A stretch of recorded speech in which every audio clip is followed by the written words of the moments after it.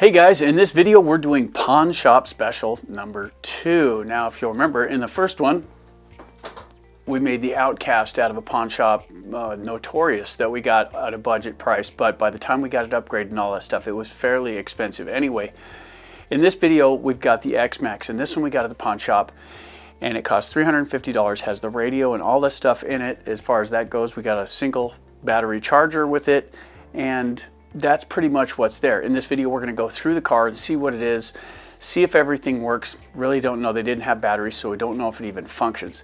We'll see what this thing is, and then we're going to build it, and we're going to build a good one. Now that build will be in the next video. This one here is just a teardown to see what it is and see what we're going to need for parts. Then we'll get those parts in and we'll do the build video.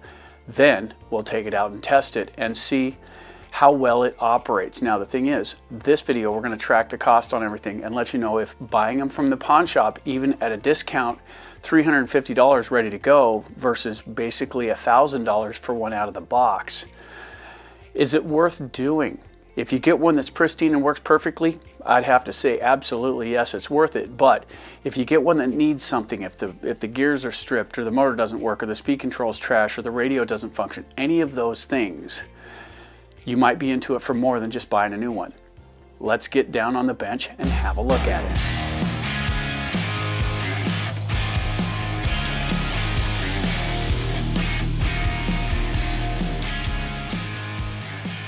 All right, so let's have a look at it. We'll get our hands-on inspection going here and see if there's any loose components right off the get-go.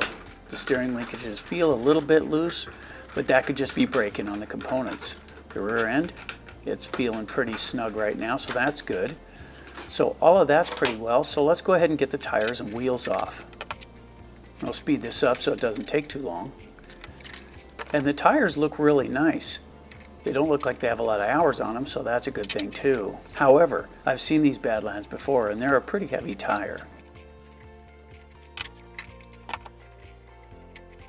Getting a little closer inspection here, see if anything's actually loose in the drivetrain.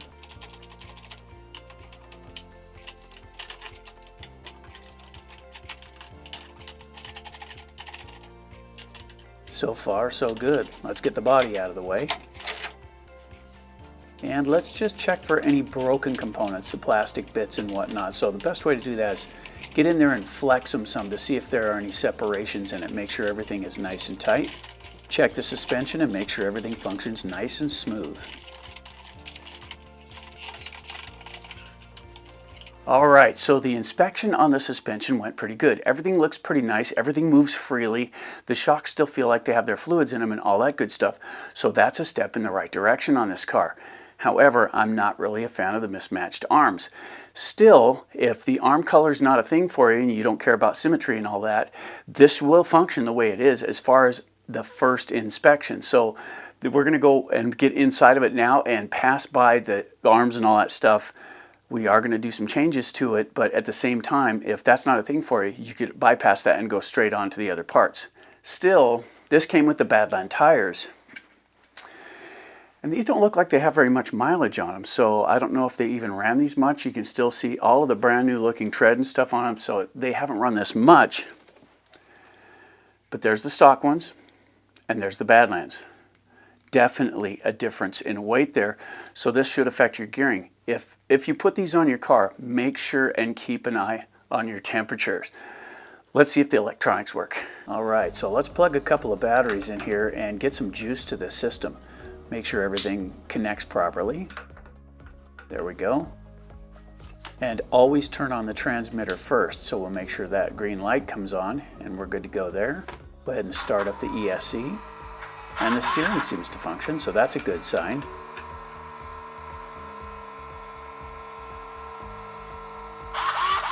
Uh-oh. So now we don't have any throttle. So the steering works, but there's nothing to the motor, and if you look down in here, you'll see this green light flashing. That's not a good thing.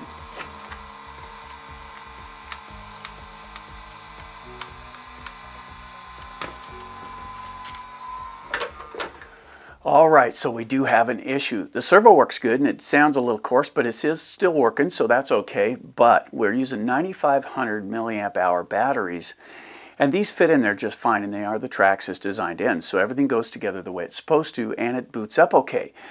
However, we do have a fault signal coming out of the ESC. It could be motor, could be speed control settings, it could be just about anything, but the radio does appear to be functioning. Now, I'm not a super fan of the Traxxas radio, so I might wind up swapping that out.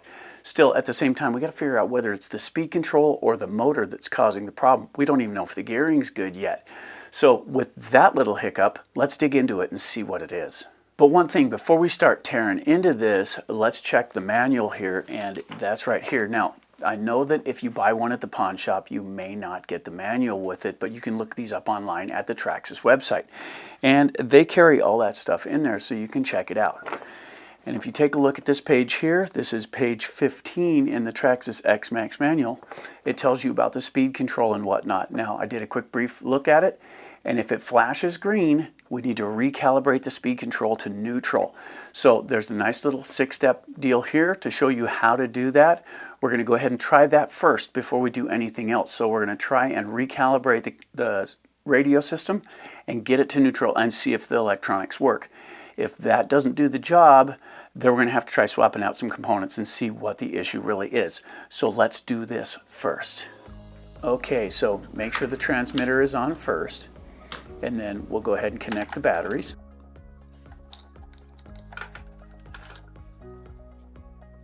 There we go. Now when you do this, you want to push down on the easy button right here and hold it until the light flashes red. There you go. When it's red and blinking, go ahead and pull the throttle to full and hold it till it blinks. Push it away to the brakes till it blinks again. And once it goes solid green, you should be calibrated. I like to turn it off and then turn it back on to make sure that the components retain the new settings, and then let's test it.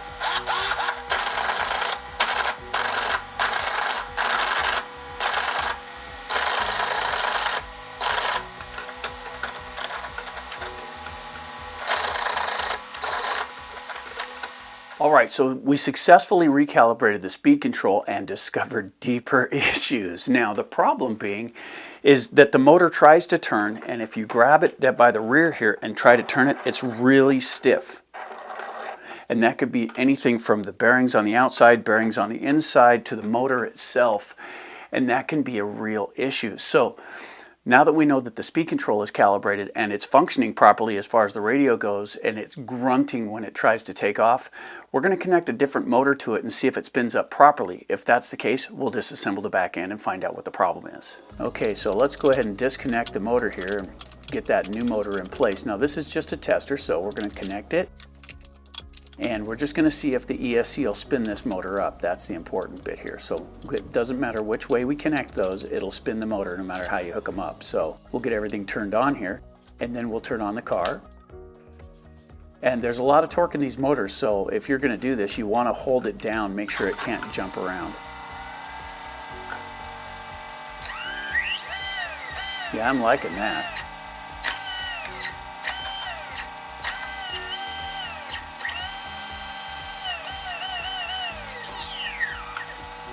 Throttle forward, brakes, and backwards. Alright, so it spins up pretty nicely with the SSS 492, and this is a, let me make sure I get this right, it's a 1650 kV motor, and this is too big lengthwise to fit in the car. This one does spin up nicely. The thing is, you might assume, well, that's your problem, and it could be. But at the end of the day, if the motor that's in it can't get the wheels turning, it'll cog like that, and that could be resistance. So it's not necessarily a motor issue, it could be a bearing or a gear issue. So now we need to tear the back end apart and find out if it's something binding up in the system or if it is genuine motor problems. So let's pull it apart and find out. All right, so we got to get this cover off here first so we can see down into the pinion area. And make sure that the gears and everything look right down in there, but you have to take this apart just to get the motor out. So we'll go ahead and remove this. There's the cover plate. And let's test it. It does seem to roll okay, so I don't think there's any bearing binding in there. Now you have to go out this from the bottom, and there's 4 screws here.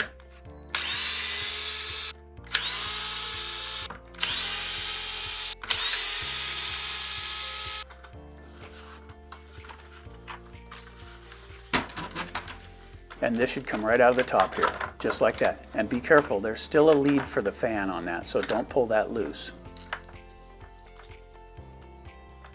Let's check it out. You know, it seems to spin all right. So while it's out of the car, this will remove any of the gearing issues. We can test it directly here. So we're going to do the same thing. And give it some throttle. Yeah, that's not good. This one is definitely toast. All right, so we definitely have a motor issue. This thing turns okay. There's no resistance in that. It feels a little snug, but it's not anything that it shouldn't be able to handle.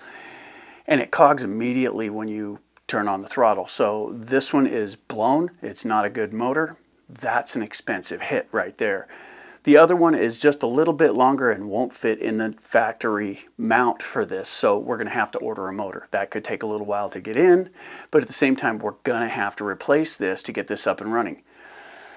I've seen these things selling for $250. I've seen them down to $200. Either way, that's a $200 hit for the value of the car, and that doesn't count any of the other upgrades or things we have to do to get it to where it should be. So let's go ahead and get the parts in and we'll continue.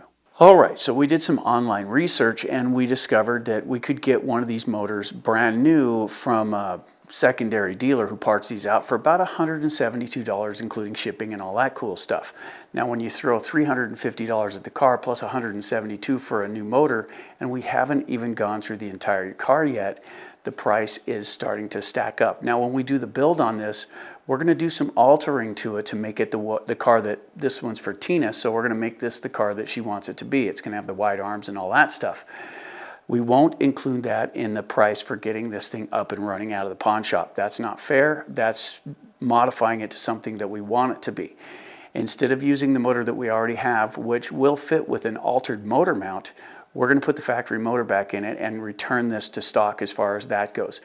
We will alter the arms and all that stuff, but that will not count because the arms that are on it do function. They're not pretty, but they work. So that's one thing. Another thing that I noticed on this car is that the RPM arms do not have the locking hinge pins in it, which means if you take a really good tumble, it'll pull the hinge pins out of the front or the rear.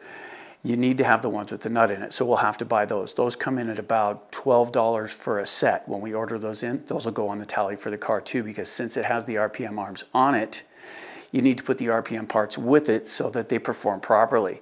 So that's what we got for the video on this one, guys. Stay tuned for the next one. And if you haven't already, don't forget to bash that like button and help our content spread. You know, these videos, we really like bench work here. And we dig into these things, and it's just something that is super cool to do. If you watched this far, thanks for watching the video. If you have anything you'd like to add, please feel free to leave it in the comments down below and help others along the way. Hey guys, I'm AJ with AJ Jam Studios saying, keep wrenching, guys.